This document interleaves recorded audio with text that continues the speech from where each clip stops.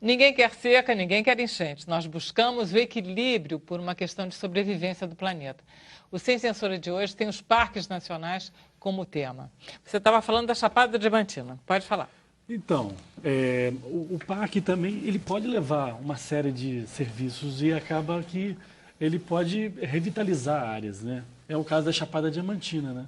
Que era uma cidade histórica, era tipo Lençóis, que estava em uma plena decadência. Com a criação do parque, ela foi se reestruturando, se remodelando, enfim, recebendo gente de fora, mas ao mesmo tempo agregando pessoas das áreas do entorno, em torno do parque, né? Gerando serviços, né?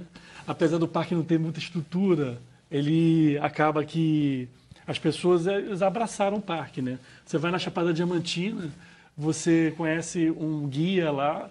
Se você ele vê uma coisa errada numa trilha, ele se revolta, né? E se revolta em prol do parque. Então, eu gostaria de ouvir de vocês assim, como que o parque ele pode, vamos dizer, melhorar a situação das pessoas que estão nessas áreas mais remotas, por exemplo. Eu acho que por mais que o brasileiro ainda não valorize tanto os parques nacionais, isso é uma marca muito forte, né? Então, a Chapada Diamantina, por exemplo, não é um parque que tenha muita estrutura, mas o fato daquilo ser um parque gera todo um interesse que movimenta outras atividades, às vezes fora da área do parque.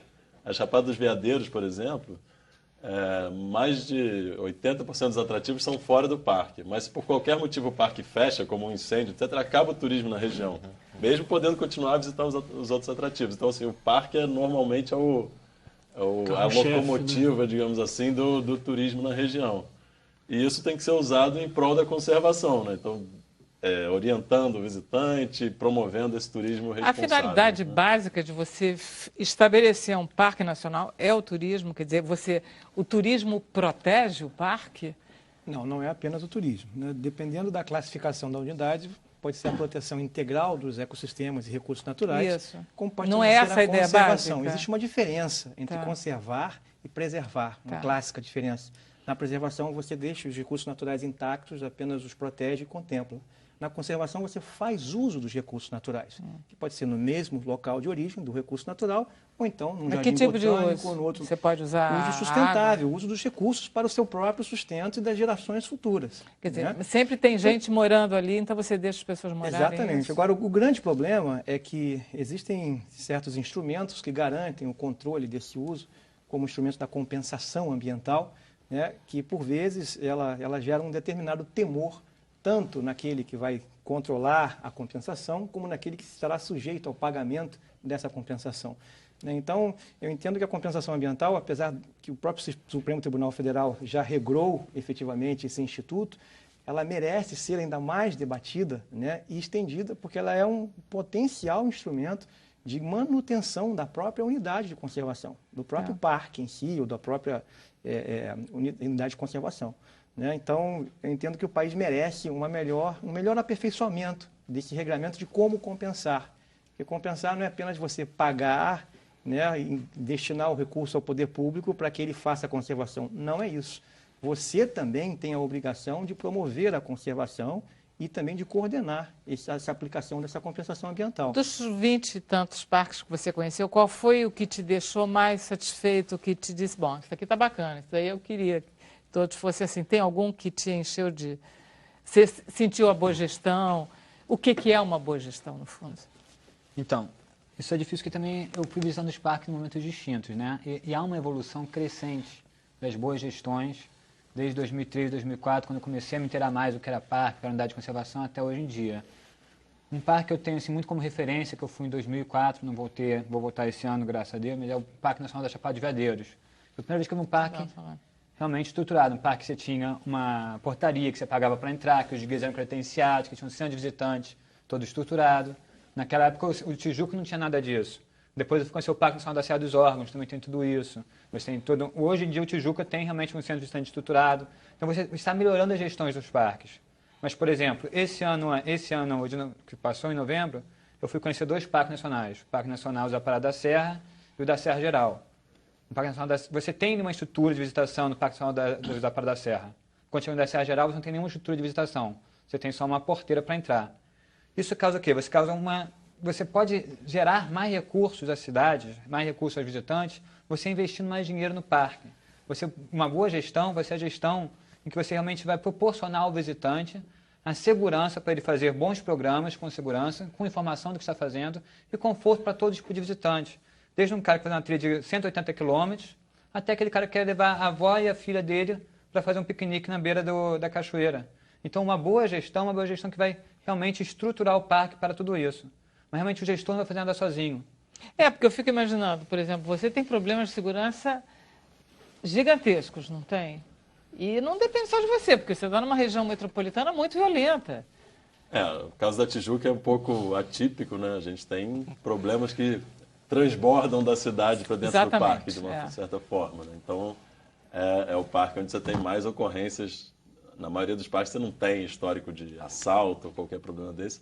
Mas mesmo assim, perto da cidade, eu diria que é a área mais segura da cidade. Jura que você acha? A gente tem em torno de 10 a 20 assaltos por ano dentro do Parque Nacional da Tijuca. Santa Teresa tem 1000.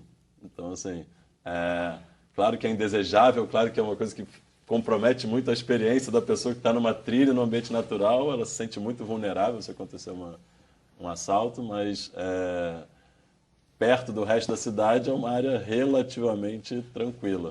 Você, por exemplo, você conhece tantos parques, todo mundo aqui deve conhecer uns 20 parques, eu suponho. Eu conheço uns 40 do Brasil, mais uns 50 do exterior. Você conhece muitos? Então, diz um parque que você gosta muito, aqui no Brasil, né? É melhor a gente falar assim. Os parques que estão mais estruturados hoje são Fernando de Noronha, Serra dos Órgãos. Ilha não vale, né? Porque Ilha fica muito... É um pouco mais fácil de gerenciar essa questão. Ilha não, né? Fernando de Noronha tem uma cidade lá que... Mas mesmo assim... Tem um turismo predador também, um pouquinho. Tem eu diria Serra dos Órgãos, Itatiaia, são os parques mais com cara de parque nacional típico, assim, né? Que recebem bastante gente, mas um público de ecoturismo, porque Tijuca e o Parque Nacional do Iguaçu recebem um turismo de massa muito grande pelos atrativos, pelas cataratas e Corcovado. Então já sai um pouco da característica dos parques nacionais. Mas temos vários que estão com Serra do Cipó, em Minas Gerais, que é mais... Lençóis Maranhenses começando. Em termos de infraestrutura, se você pensar... Ubajara, tem infraestrutura, o próprio Serra da Capivara começou muito bem, né? Quer dizer, teve muita infraestrutura, mas não teve a visitação, né? Você não teve o que realmente move, que você estava comentando. Serra da Capivara é onde? No Piauí. É um exemplo bem interessante. Da Edguidon. É um parque incrível e, assim, em termos de... Eu fui umas 2 vezes, 3 vezes, se não me engano, ao longo de 20 anos separados, assim. E desde lá, dos anos 90, era um parque super bem estruturado, porque a Nied Guidon dedicou a vida, né, lá, e super importante, não só pela questão arqueológica, mas pela beleza. Mas tinha infraestrutura, tinha toda a possibilidade, tinha um potencial imenso de crescer, de receber diversas pessoas, mas não conseguia, né? As pessoas não conseguiam chegar lá. Por diversos assuntos, diversos problemas, mas... A Capivara é um exemplo interessante. É interessante esse investimento na estrutura dos parques, ele não é uma medida isolada do ICMBio, né, que é o órgão gestor. Ele tem que estar integrado com outros esforços. Então, a Capivara, porque ela é isolada no meio do Piauí, numa região que é o menor IDH do Brasil, você não tem outros atrativos turísticos próximos. Então, tem pouca gente que vai, quer dizer, ninguém vai para o Piauí e aí ninguém vai. E o parque recebe 20 mil visitantes por ano. A ideia era construir um aeroporto, mas não conseguiu. Não, o aeroporto foi inaugurado e não adiantou. Tem outras questões mais complexas. Mas eu acho que, além, nós estamos falando tanto de parque, é importante dizer que o país tem um sistema nacional de unidades de conservação. Existem outras categorias de unidades de conservação. Que é o que ele falou no começo. Nós temos as APAs. Uma categoria muito interessante é a RPPN, que é a Reserva Particular do Patrimônio Natural, que o próprio particular, em parceria com o poder público, cria essa reserva. Que também pode fomentar o ecoturismo, fomentar a educação ambiental. Há recursos para isso, há projetos para isso, instituições privadas financiam projetos também. E não é apenas parque, existem outras categorias também. O país tem várias categorias e nós temos que ter acesso a elas todas, e poder fazer uma boa gestão, uma gestão participativa. Isso é muito importante. que às vezes o conselho da unidade de conservação, que faz a gestão, né, ele tem que ser plenamente participativo. Mas voltando a essa ideia do Lucas, que a gente acabou levantando, Capivara, eu queria que você, que conhece também não só os parques, mas essas unidades, que você me dissesse um lugar que você gosta particularmente como sucesso de gestão disso. Eu estive no Parque Nacional do Iguaçu, né, que também é um exemplo de boa gestão. Gostei muito da Chapada dos Guimarães, né, que apesar de todos os seus problemas, os recursos naturais por lá ainda estão bem preservados e a pressão do grande agronegócio no entorno, né, se conscientizou que precisa da biodiversidade do parque para polinizar as suas fazendas no entorno. Ah, interessante isso. Então eu preciso do parque para ter uma abelha nativa polinizando a minha soja, né? Porque um dia, se você terminar com a abelha, você vai terminar com a soja. Então nós temos também que politicamente trabalhar com esses dois condicionantes. O agronegócio já começa a ter noção da importância da biodiversidade, da importância da sustentabilidade? Sim, há uma nova geração chegando e essa nova geração repara vários danos ambientais que foram causados pelos maus usos da terra dos seus pais e seus avós. E eles, assim, como até no século XVIII, assim, o José pode falar melhor do que eu, existia um uso utilitarista da preservação, você precisava de cegas de mata para madeira e para água. Hoje em dia, em certos lugares do Cerrado, você começa a preservar capões de mata para continuar com nascente, para continuar com colonização e também para extrair madeira quando realmente permitido através dos deixamentos legais. Então, essa conservação utilitarista que existia nas fazendas aqui do Vale do Paraíba, de 1800 a 1900, hoje em dia ela começa a voltar no Cerrado porque começa a se reparar. Não, mas a gente está falando de agronegócio que é super atual, né? É muito importante porque vocês estavam falando, né, da Chapada Diamantina e eu me lembrei que a primeira proposta de Parque Nacional no Brasil foi feita por André Rebouças em 1876. 1876, pouco tempo depois da criação do primeiro parque nos Estados Unidos e no mundo, que foi em 1872, né? E o André Rebouças era um grande personagem, assim, um grande engenheiro, um grande pensador afro-brasileiro, né, naquele momento que ainda a escravidão, o câncer da escravidão estava presente. Mas a visão dele era muito parecida, porque ele dizia assim, vamos criar, ele propõe nisso 2 parques, né, uma ironia, porque foi as 7 quedas que foram destruídas por Itaipu, e na Ilha do Bananal. Porque vão ser experiências de vivificar a região. Olha só, exatamente a ideia, vivificar a região, porque com os parques você vai criar toda uma dinâmica de colonização, a ideia era pôr homem ali dentro da natureza. E eu acho que um ponto muito importante para quem está assistindo o debate também é que a unidade de conservação elas são parte de toda uma política, todo um trabalho sistêmico, né, de manejo, de mudança da relação com a terra. Você não vai resolver as coisas só com unidade de conservação, porque você não pode transformar o Brasil inteiro em unidade de conservação, né? É muito importante o que acontece fora das unidades de conservação. Mas as unidades de conservação têm que interagir de uma forma inteligente com a agricultura, com a economia, com a organização da sociedade, com os direitos sociais, humanos, etc. Né? Aí você tem, por exemplo, experiências em que os agricultores, sejam os agricultores familiares ou até os proprietários maiores, eles comecem a ver a coisa em termos de um verdadeiro desenvolvimento regional, que mereça esse nome. Mas, né? ao mesmo tempo, você me assustou quando você falou, quando vocês falaram, né? Das estradas, quer dizer, que são as vias de acesso aos lugares, sendo também as formas de invasão. Porque esse modelo, o Brasil viveu muito... É como se não tivesse saído, ou seja, ou você não entra em contato com os índios, sabe aquela coisa dos índios? Sei. Não entre em contato.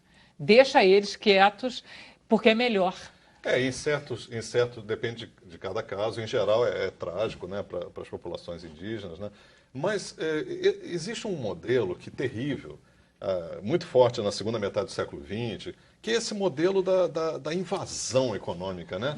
Dessa coisa, você leva fazendeiros e poder econômico de São Paulo e chega lá, não quer saber da realidade local, é uma coisa meramente predatória. Eles querem enriquecer. Seja para as populações locais, que não são só indígenas, tem populações caboclas, né? Populações, e seja em relação ao mundo natural. Agora, uma outra proposta, que eu acho que é para onde a gente precisa caminhar, é pensar o Brasil uma constelação de modelos regionais, assim, inteligentes, sustentáveis, né? Que as coisas sejam pensadas ao nível regional. Por exemplo, quando a gente pensa o turismo no Parque numa unidade de conservação, principalmente num parque, a gente às vezes pensa muito o turista estrangeiro, né? Vem o avião, vem o turista de fora, o turista das grandes cidades.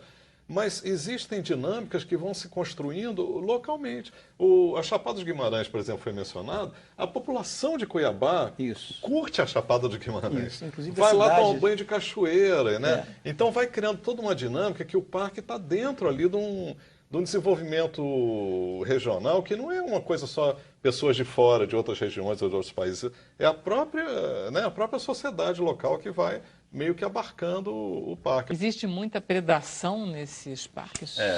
Assim, mas é uma luta que se trava, por exemplo, no Congresso Nacional ou em toda a esfera econômica, de pessoas que não veem a conservação como um possível aliado, mas como um adversário, como um entrave ao desenvolvimento. E essas pessoas não sabem que se você investe R$1, você recebe 7 no PIB. Então, em parques nacionais. Pois não sabem mesmo. Você investe R$1, você recebe 7 no PIB. Eles estão interessados em pegar esses 7 para eles.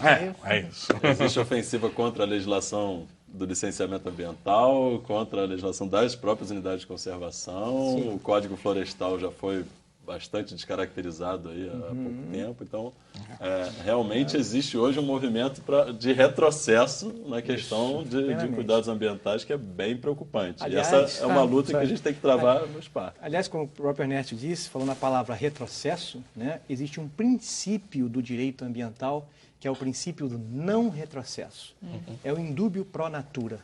Ou seja, se você promove uma legislação que protege as gerações futuras, você não pode criar uma legislação que desproteja e tem que dizer isso pro essas Trump. gerações futuras.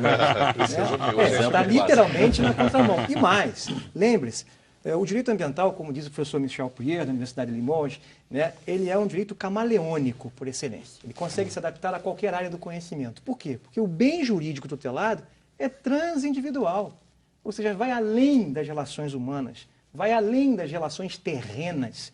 Ele está vinculado a um sistema vivo, pensante, inteligente, como James Lovelock, que vai ligado ao tempo, a tudo. E nós, seres humanos, entendemos, né, os grandes, principalmente o agronegócio e outros grandes produtores, né, existe um ciclo, né? Primeiro você derruba a árvore, né, vende a madeira, depois sobe uma terra. Aí nesta terra você planta. Aí quando a terra não dá mais para nada, você muda de lugar, vai para frente. Bota o gado. Entendeu? Isso, claro, há muitos anos acontece no país.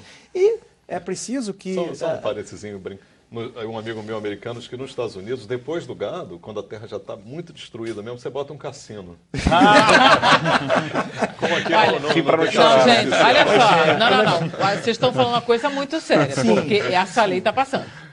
Desculpem. E o pior de tudo é que nós estamos, como o próprio Ernesto disse, na contramão da conservação do ambiente. Né? O indúbio pro natura está virando indúbio pro lucro. Né? É o que eu defendi no meu último artigo. Ou seja, nós estamos literalmente entendendo que nós somos os senhores e criadores, e não criaturas. Né? E isso, com certeza, respeitando o que Newton criou, vai haver uma reação.